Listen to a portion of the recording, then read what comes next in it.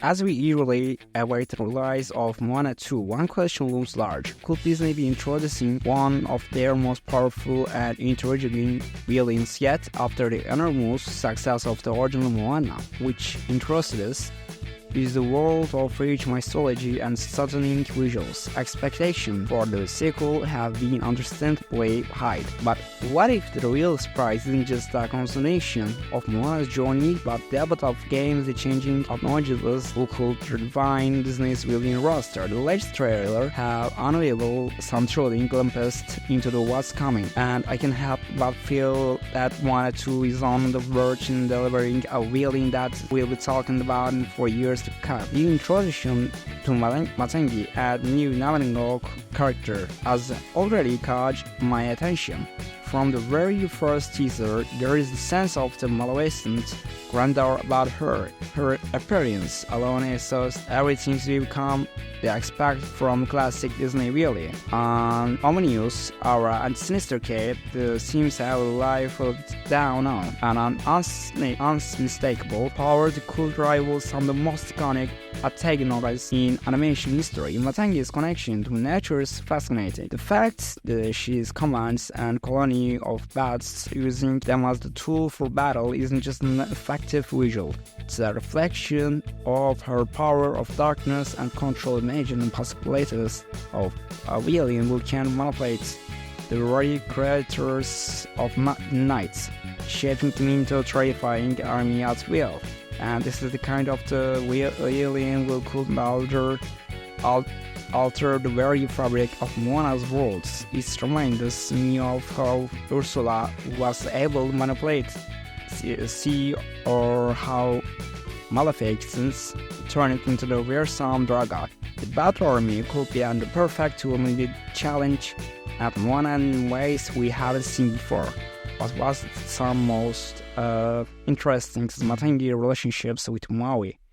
The beloved Mamingok, who has they always been at the center of Moana's stories, original films, Maui's origins and trickster nature were part of the Maid's saga complex character. But there was always the sense there was more his backstory, with Moana 2 promising to delve deeper into the Maui's path, and it's usually the spectacle in the Matangi could play in the critical roles and revealing to dark family's secret and ancient rivalry. And could it be that the Matangi somehow connected to Maui, may even the sibling, or perhaps an old adversary? The idea of sibling rivalry and currently one that has been explored in Disney films before, and Matangi's story or preference only suggests there is more to the story. And then there is the god storm Nola, desperate as the storm of all storms. Nola seems to be a force of nature in his own right.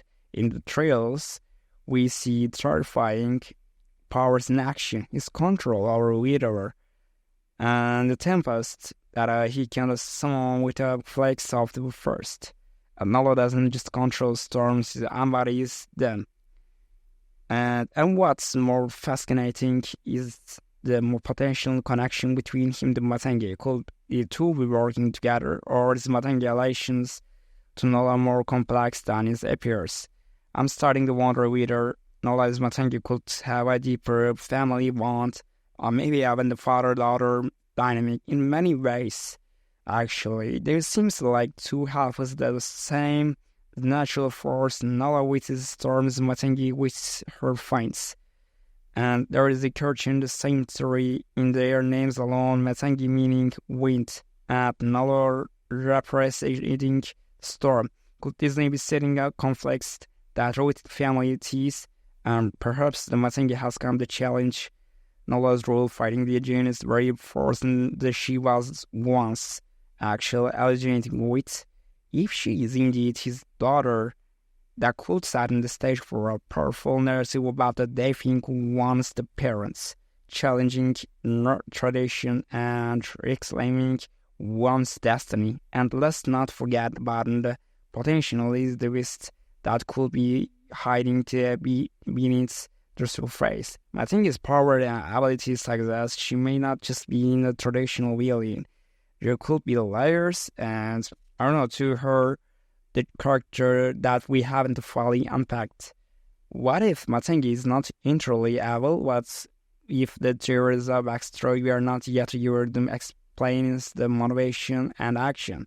Disney has a long history of giving the death, their really, and turning villain into tragic figures. The complex motivation could Matangi's ultimate goal being something more nuanced than just power? What if she is trying to protect her people, or even to undo great wrong that was done to her? Everything about it, I said it.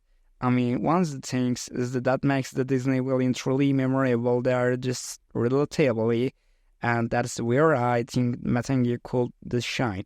And we have seen this before with characters like Maleficent and Evans Carvillians, who weren't just simply bad for the sake of being bad, but who had the motivation made them feel more human. Matangi is given that unkind death. I mean, it's cool to make her for more the completing personality than any of the previous and the Disney villains we've seen in the recent years. Another fascinating layers the potential for a Moana 2 storyline that challenges not just a Moana but her entire way of thinking. The first film was about Moana discovering her destiny, learning about leadership, and finding it strange to chart in her own path. If Matangi is a mirror image of a Maui, both strong willing, demigods, and struggling with their identity, then perhaps Moana 2 will explore what happens when characters like Moana and Maui are forced to confront legacies they are inherited. Matangi might just be the catalyst that brings the entire storyline full circle. There is no question that Moana 2 is shaping up to we visually stunning the thematically rich follow-up its production.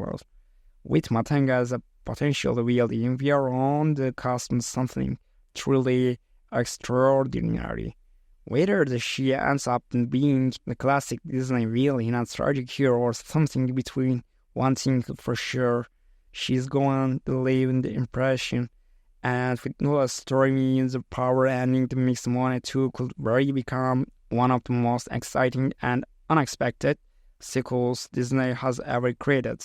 So what do you think about all this? And could Matangi be the most compelling Disney villains that sign Maleficent? How do you see her connection with Maui and Nola playing odds in the film? As we get closer to realize of Moana 2, I can't help but feel like there is room for some truly shocking twists and uncomfortable moments. Can't wait to see how it all unfolds. See you soon.